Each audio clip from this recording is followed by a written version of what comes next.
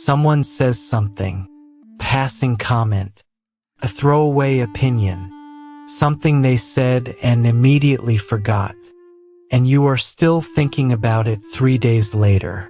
Not because it hurt you, not because it confused you, but because something in it snagged on a part of your brain that doesn't let things go until they are fully understood, until every angle has been examined, until you have followed the idea all the way down to wherever it leads. You do this with conversations, with decisions, with things you read and things you watch and things that happen to people you've never met. You take ordinary moments and hold them up to the light and turn them slowly until you can see everything inside. And most people around you finish thinking about it before you even started. They call you an overthinker. They tell you to stop reading into things. They say you're too deep, too serious, too much. And every time someone says that, something in you goes quiet. Not because they're right, because explaining the difference between overthinking and deep thinking would take longer than they're willing to listen. You are not overthinking. You are not making problems where there are none. You are not complicated for the sake of it. Your brain is doing something that most brains don't do, and psychology has known about it for decades. The world just hasn't caught up yet. Stay with me. Let's start with the group that has been this way since before they could explain it. You are 8 years old. The class has moved on. The teacher finished the lesson, handed out the worksheet. Everyone started filling in the blanks. But you are still sitting with the question from 5 minutes ago. Not because you didn't understand it, because the answer they gave you opened 3 more questions that nobody else seemed to notice. You raised your hand. You asked. And the teacher looked at you with that specific expression, patient, slightly tired, and said, "That's a great question, but we need to move on." And you wrote down the answer they wanted. The right answer. The answer that fit the worksheet. But somewhere quietly underneath it, you kept the real question. Filed it away. Returned to it later alone, in the particular silence of a mind that cannot leave things unfinished. That was not a problem. That was the beginning of a different kind of thinking. Psychologist Kazimierz Dabrowski developed a theory he called overexcitabilities. 5 domains in which certain people experience the world at a fundamentally higher intensity than others. Intellectual overexcitability is the one that defines deep thinkers. A relentless hunger for understanding. A compulsion to question what others accept. An inability to be satisfied by surface-level answers when the deeper ones are right there, just slightly out of reach. These are not people who think too much. They are people whose thinking engine runs at a different speed than the one the world was designed for. That is not overthinking. That is a different grade of curiosity, and it cannot be turned off any more than eye color can. Now the second group. These are the ones who became deep thinkers not through wiring but through necessity. There was a time in your life when reading the room was not optional. When understanding what people really meant, underneath the words, behind the tone, beneath the expression they were showing, was the difference between a calm evening and a difficult one. When you learned, young and fast, that the surface of things was never the whole story. So you developed an eye for subtext, for what people don't say, for the gap between what someone shows and what they feel.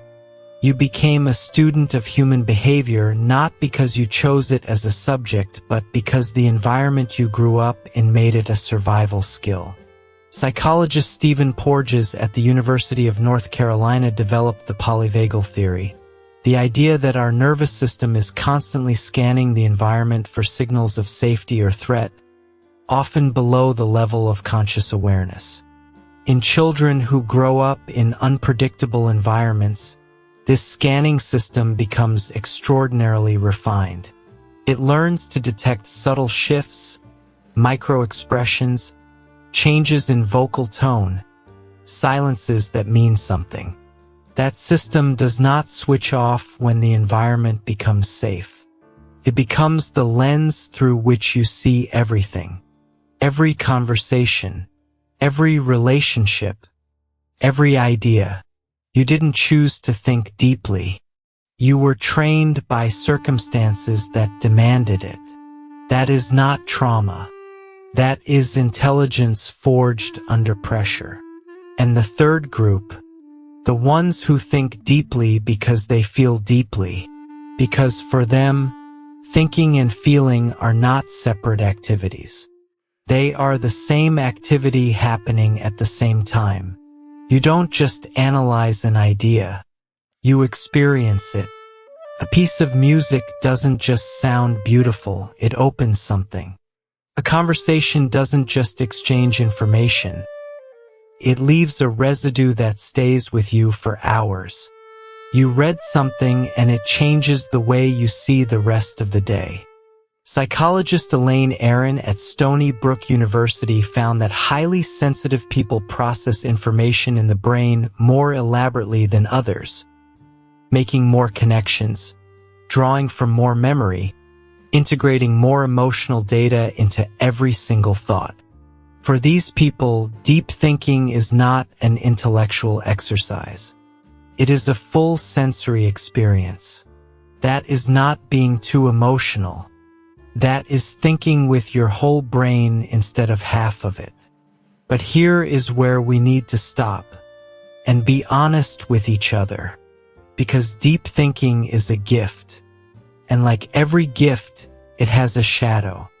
There is a difference between thinking deeply and living deeply, between someone who examines life and someone who watches it through glass, analyzing every moment so carefully they forget to be inside it, between a mind that processes experience and a mind that uses processing as a way to avoid experience altogether.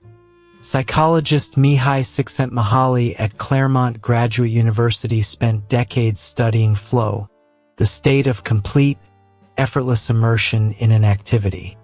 He found that the people most capable of deep thought are also, paradoxically, the ones most likely to overthink their way out of joy, to examine happiness so carefully they disassemble it before they can feel it. So here is the question only you can answer. Is your deep thinking taking you further into life or further away from it? Are you using your mind to understand the world more fully, or to stay safely one step removed from actually being in it? Be honest, because the answer is not the same for everyone, and it matters. Here is what the research says that changes things.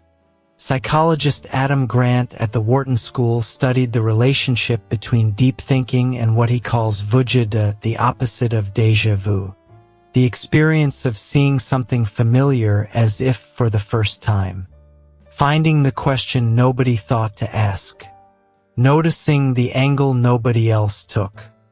His research found that the people most capable of original thought are not the ones who think the fastest. They are the ones who sit with ideas the longest, who resist the first answer because they sense there is a better one underneath, who are comfortable with not knowing yet. That discomfort you feel when something isn't fully resolved, when the question is still open, when the idea hasn't settled, that is not anxiety. That is your mind doing exactly what original thinking requires. You are not too slow. You are thorough, and thorough changes things. So here is your permission slip. You are not too much. You are not too serious. You are not the person who needs to lighten up, switch off, or stop reading into things. You are someone whose mind was built for depth in a world that rewards speed, who asks the second question when everyone else stopped at the first. who feels the weight of ideas that other people treat as weightless. That is not a flaw. That is a different kind of seeing. And the world needs people who see this way, who slow down the conversation long enough to find what everyone else walked past. You are not an overthinker. You are a deep thinker. And there is a difference so vast between those two things that it changes everything about how you see yourself. Drop a comment. What is one idea or question you can't stop thinking about right now? I read every single one. And if this felt like someone finally giving your mind the name it deserved, subscribe. I make these every week for the people who think too carefully to ever feel truly understood. And if you've ever wondered why you feel so exhausted after conversations that everyone else found effortless, why people drain you faster than they should, that one is next. Your depth is not the problem. It never was. It was always the